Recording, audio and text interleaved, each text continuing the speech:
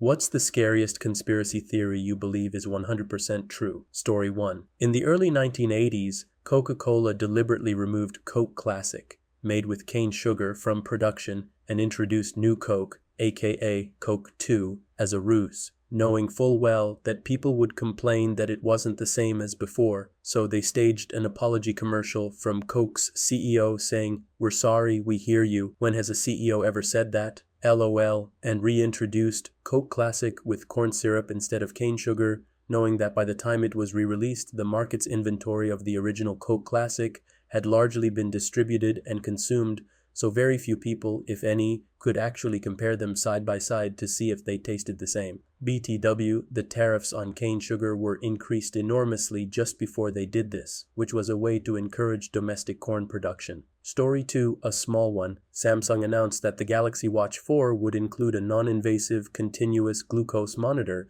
which would allow you to monitor your blood sugar at any time while you wear it, for as long as you own it. A month before the 4 was released, that feature quietly disappeared from all of the marketing without explanation, and now, years later, is nowhere to be found. I believe Abbott Laboratories, makers of the Freestyle Light glucometer and the Freestyle Libre continuous glucose monitor systems, panicked, fearing that a non-expiring, non-invasive glucose monitor would be hugely popular among diabetics and devastate their death grip on the market, paid a huge bribe to Samsung to drop the whole thing. Story 3, elites create chaos and divide us so they can go on their merry way of exploiting everything. They are stoking black versus white, right versus left, straight versus gay versus trans, etc. To distract us from them pulling the strings. We have to stop all this bullshit and get to the real problem, which is all driven by money, particularly where money and politics align. I don't even think this is a conspiracy per se, just an awful fact of life.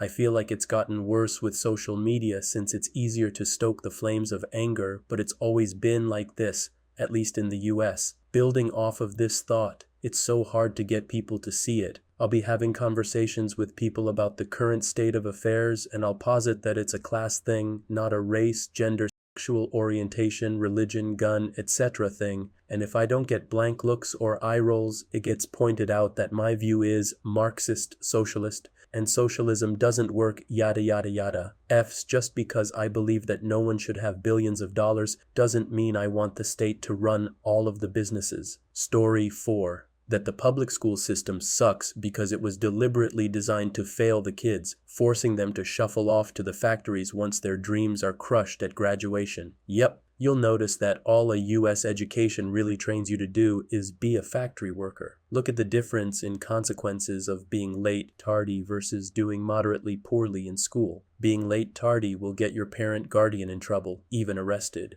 while you almost fail is somehow not that same intervention. Don't get me started on rituals like pledging allegiance, being forced to ask for a hall pass, bathroom pass, etc. You're taught to be a factory worker, whether that's an actual factory or a corporation that expects you to be a cog in a machine, but we're doing fine, right guys? Right? Story 5. Reagan conspired with the revolutionary Iranian government to not free U.S. hostages until and unless he was elected in 1980. The Iranian hostage crisis was very damaging politically for Carter, who was a very likable and decent man. Americans sitting in Iranian jail cells severely eroded Carter's political position going into the 1980 election, and Reagan knew it. The hostages were released on the very day that Reagan took office, 20 January 1981, literally just minutes after he was sworn in. To this day, Iran has offered no formal explanation. Story 6. The U.S. education system knowingly underfunded to maintain a large, unskilled labor force. Originally, this made sense as we needed people to work the world's largest breadbasket and mine raw materials. Now those jobs are highly mechanized and automated. Combine this with a shift to main U.S. exports being tech, chem-based, and our intentionally woeful education system is coming back to bite us. Story 7. Throwback Thursday just appeared one day out of the blue with the distinct goal of being a silly internet craze to post pictures from the past and compare it to modern-day photos. I believe it was a project created by three-letter United States federal government organizations to encourage large portions of the population to post weekly photos of their past and present to enhance their aging and genetic algorithms. It would be hard to get access to everyone's old photos unless they had physical access to everyone's houses and snuck into each house to make copies of said photos. Why do all that when you could make it a fun new trend and let the people voluntarily give you the photos en masse? Story 8. Nuclear power. Climate change can be solved in a way that doesn't impoverish everyone if we use nukes to make electricity. This solution was sitting there back in the 80s when we first started talking about global warming. It's almost 40 years later and we aren't building nuclear power plants. Oil companies spent a lot of money slandering nuclear power plants and how dangerous they are, despite the fact there have only been 3 incidents, one of which was caused by a tsunami that we can't control, one caused by Soviet government incompetence, and if I'm not mistaken, 3 Mile Island was part mechanical, part human error. However, the US actually tried to solve the problem instead of covering it up. Story 9. I don't 100% believe it, but Flight 93 was shot out of the sky. It's the only real 9/11 conspiracy theory I think could be plausible, though still not likely. They knew the other plane was now on a suicide mission to hit a target, so they shot it down and told everyone it was a passenger uprising. There was enough sadness that day without having to admit the government needed to kill 40 of their own people. Story 10. Keeping people in debt and low wages is what makes society work. If everyone gets paid so much money, most people will have enough savings to not work again, so there won't be enough people to work in fast food to take care of the other workers that need morning food to go to work and save time since cooking takes time. There won't be enough people to clean the trash because there are other better jobs with good pay. Many industries will not be sustainable. Story 11 at the very top. The anti-abortion movement in America is about money and corporate power. Unwanted pregnancies cause desperation. Desperate folks take low-pay jobs without benefits or drop out of college to work at Walmart. It is a bad time to start a new business if you or your partner have an unplanned pregnancy. Yes, the sexism is 100% real and terrible, but is it a byproduct? These Baptist preachers who hate women have been taught that by the rich elite. It is why they're against birth control and sex education too. They need poor kids for the corporate machine. Story 12. The Area 51 crash was real, but it wasn't aliens. It was an experimental Russian craft with few people as pilots. The theory is that little people were used so the craft could make it all the way across the Pacific. The goal of the mission wasn't to attack, but to freak Americans out, sort of like Japan's Fugo campaign. Story 13. The double-slit experiment shows that light particles do not behave according to the laws of physics when not being observed. When it is observed, it does behave as expected. Some have compared this to a video game world, where a part of the world will only develop when a person is actually interacting with it. The theory is that we are actually in a simulation, and this is a telling glitch in the simulation. That's just some people's view, however. I'm sure a quantum physics specialist could explain it better. Story 14. A light bulb was developed that never needed replacing, and the patent was subsequently bought and thrown into a deep dark vault somewhere. I think I heard Philips might be the one who did this.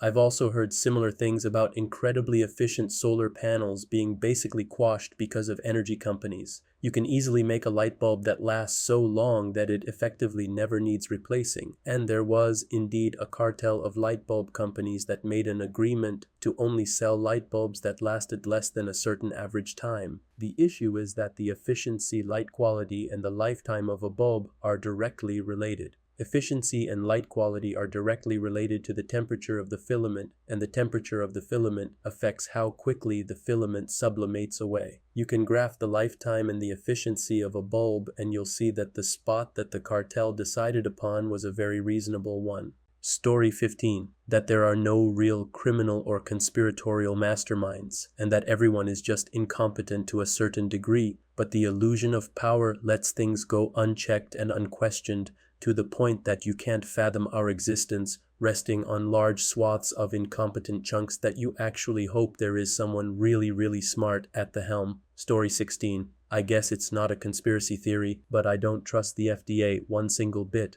Did you know that they don't actually test generic drugs to see if they are what they claim they are? The drug company is just allowed to say, Yup, this generic is the same as X brand name. That's wild, right? The FDA doesn't say they do independent testing to verify these claims, but they know that people think they do, and these claims are obviously false. Ask anyone who has taken the name brand Ambien and generic Zolpidem. They aren't even close enough to be considered the same.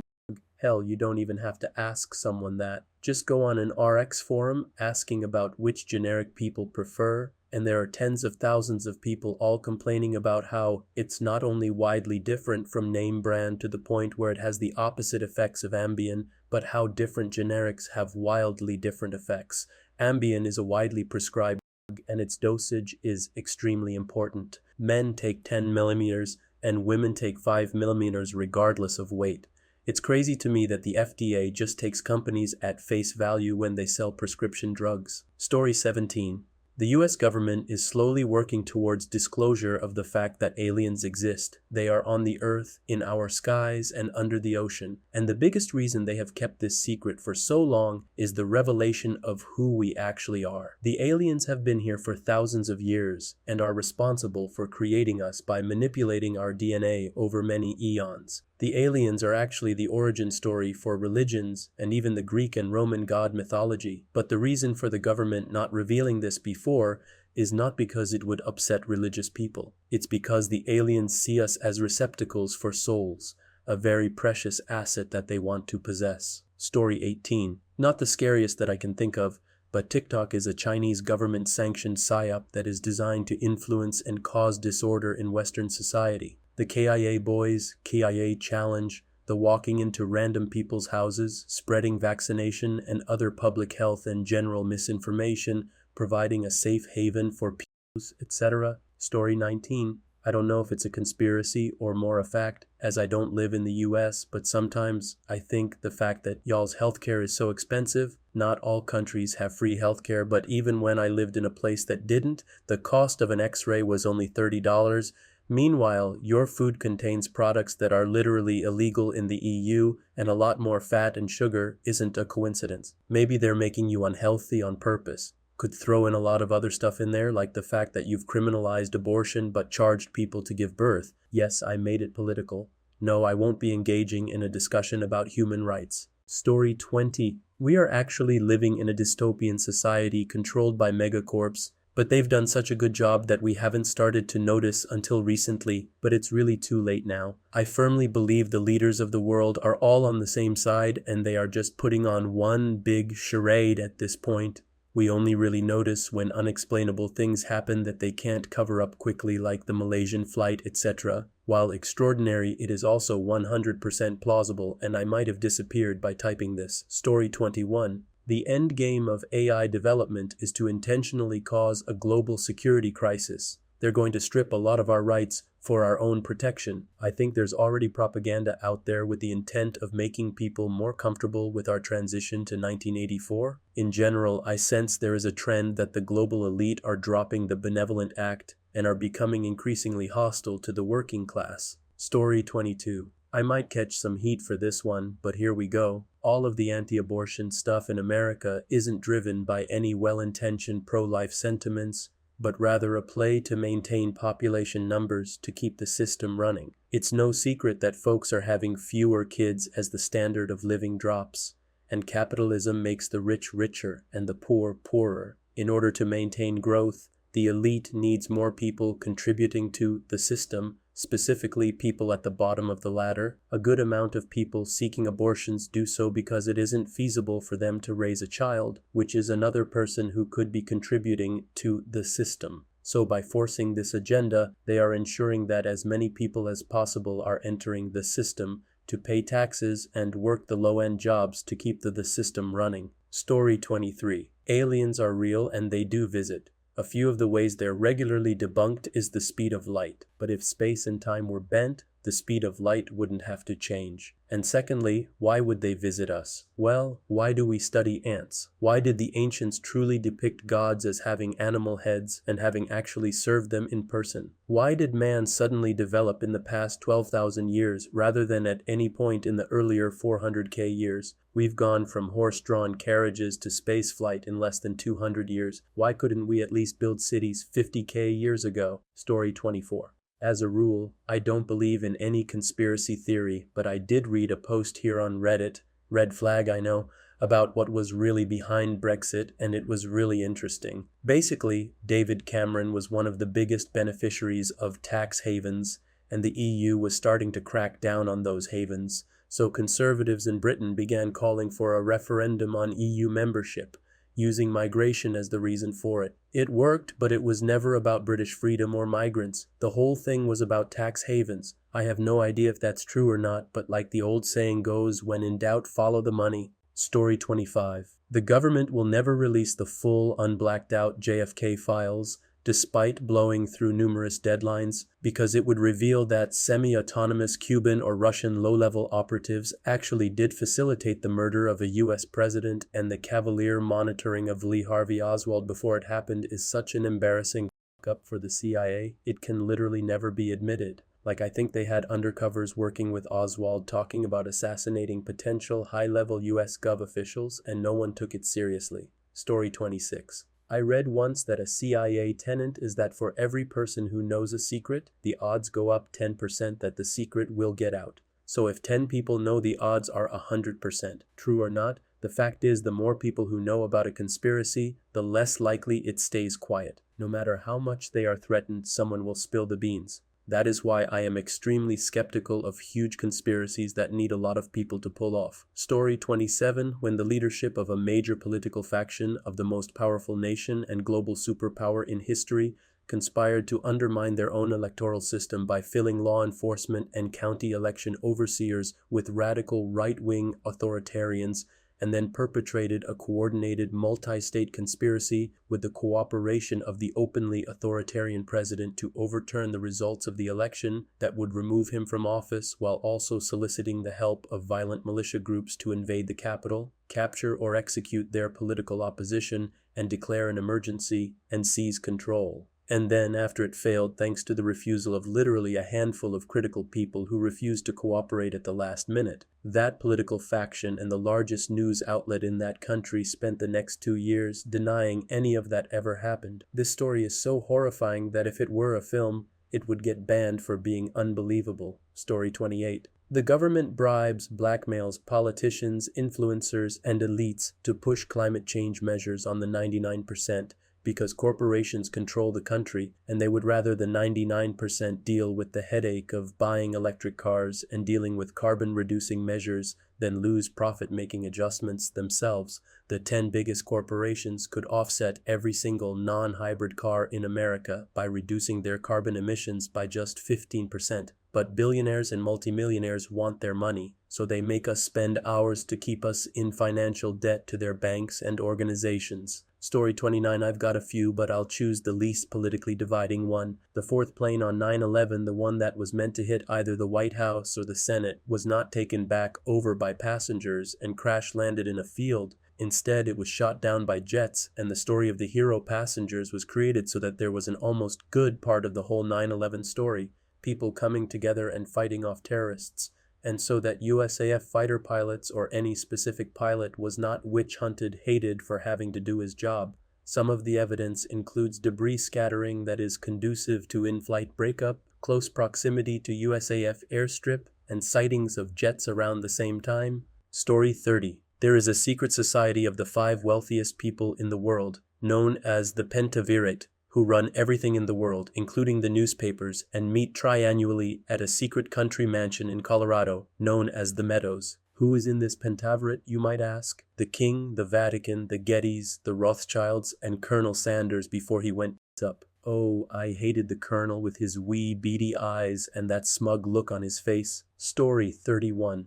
Ancient civilization is a lot more ancient than they say it was, like 10,000 years older. The gist of the idea is that like 12,000 plus years ago, a comet struck the miles-high glaciers covering North America, destroying much of the civilized world and raising ocean levels 200 meters. For years after, the Earth would fly through what was left of the comet pieces and cause annual meteors to hit the Earth, which motivated people at the time to make these megaliths to predict when they were coming again. Some anecdotal evidence like the erosion of the Sphinx and lack of any mentions of pharaohs except for graffiti in the pyramids, etc. Also, many statues and cut stones show marks that look more like modern machine tools did it, and very hard to chisel statues were nearly perfect, yet they look amateurish like someone scratched them in later. This is one of many things that are evidence, but Göbekli Tepe is a ruin in Turkey known to be 12,000 years old. There are many similar and hard to explain perfect stone cuttings all over the world,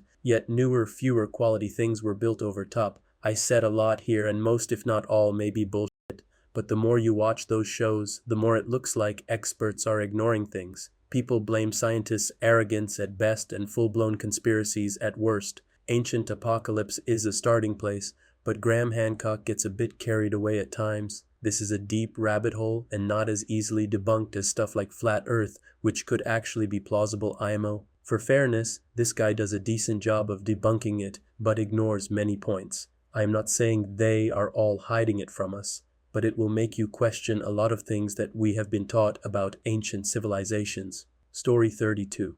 I don't know if I believe this, but the scariest theory I've come across is the everyone is dead theory. As I understand it, the theory is that the world really did end in 2012 as it coincided with the end of the Mayan calendar and other theories. Science suggests that during brain death, supposedly around 7 minutes, a person can experience decades of life and basically lucid dreams like crazy. So the last 11 years are all in our imagination, and we're about to find out what's next, which is why so many spiritualists, climatologists, astrologists, etc. are harping on catastrophic failure in the near future. Our time is literally running out. This is also why the idea of simulation is on the rise, and people are pointing out inconsistencies as though we're trying to wake ourselves up. Story 33. White supremacists are working at every level in government, the military, and the corporate world to turn the United States into a theocratic, authoritarian, Christo-fascist nation. They might not call themselves white supremacists or fascists in public, but when they aren't in mixed company, they're less reserved about their inclinations and sentiments. And sadly, they are gaining ground. Nobody seems to see this threat for what it is, or seems to care that it will destroy the open society that we all benefit from. Story 34. There are cures we've already discovered for existing diseases, but the cures have had their patents suppressed and have not been put through the appropriate trials to become widely available, specifically because the existing treatment is more profitable for the pharmaceutical industry. Basically an extension of the equally true conspiracy theory that it's more profitable to keep someone sick and always pay into the healthcare system and buy medication until they die rather than cure them completely.